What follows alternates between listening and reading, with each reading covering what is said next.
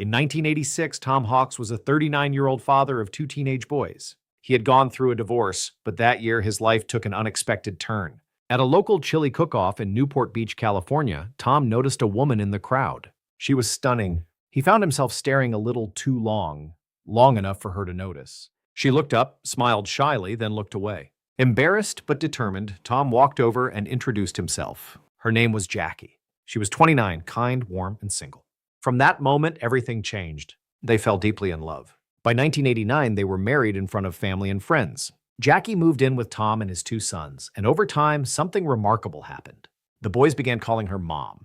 Not because they had to, but because she earned it. Years earlier, Jackie had survived a devastating motorcycle accident that left her unable to have children. Becoming a mother to Tom's sons meant everything to her. She poured her heart into it. And together, they built a loving family. By 2002, the boys had grown up and moved out. Tom and Jackie were now alone, but they had a plan. For years, they had been saving every extra dollar for one dream. To retire on a boat, they sold their home and bought a modest yacht. It wasn't luxurious, but to them it was perfect. They named it Well-Deserved. And for the next 2 years, they lived a peaceful, almost storybook life, sailing along the California and Mexican coastlines, fishing, watching sunsets, and enjoying the freedom they had worked so hard for. Then in 2004, everything shifted again. One of their sons announced he was expecting a baby. Tom and Jackie were overjoyed, especially Jackie. She finally had the chance to experience that maternal love again, this time as a grandmother. So they made a decision. They would sell the yacht, and move back to land to be close to their growing family. In November 2004, they listed the yacht for sale. Very quickly, a young couple expressed interest. Their names were Skylar and Jennifer deleon. They seemed friendly, eager, serious. A deal was arranged. Tom and Jackie called their sons, excited, telling them the sale would be finalized soon. But after that call, they vanished. Days passed with no contact. That was unlike them. Tom's brother Jim, a retired police chief, drove to the marina to check the boat. What he found felt off. The yacht was messy. Loose lines, uncovered equipment, towels hanging out. Tom would never have left it like that. Jim left a note for the new owners. Soon after, his phone rang.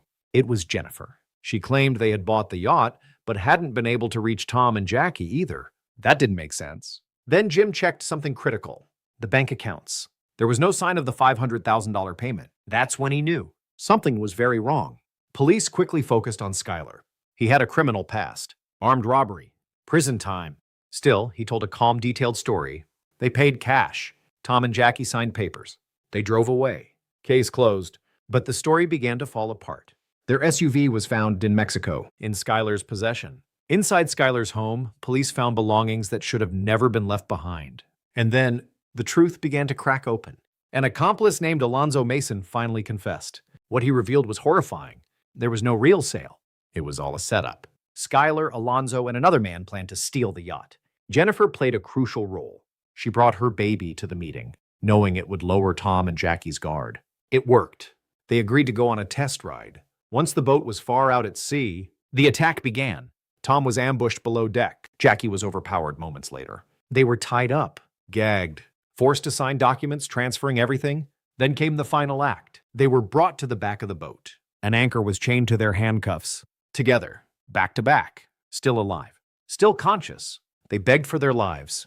They talked about their children, their grandchild. But it didn't matter. The anchor was thrown into the ocean. And slowly, they were pulled overboard, alive, dragged 3,500 feet into the darkness below. The killers returned to shore, acted normal, celebrated holidays, even used Tom and Jackie's camera, recording over their final memories. Eventually, justice caught up. Alonzo Mason received 20 years in prison.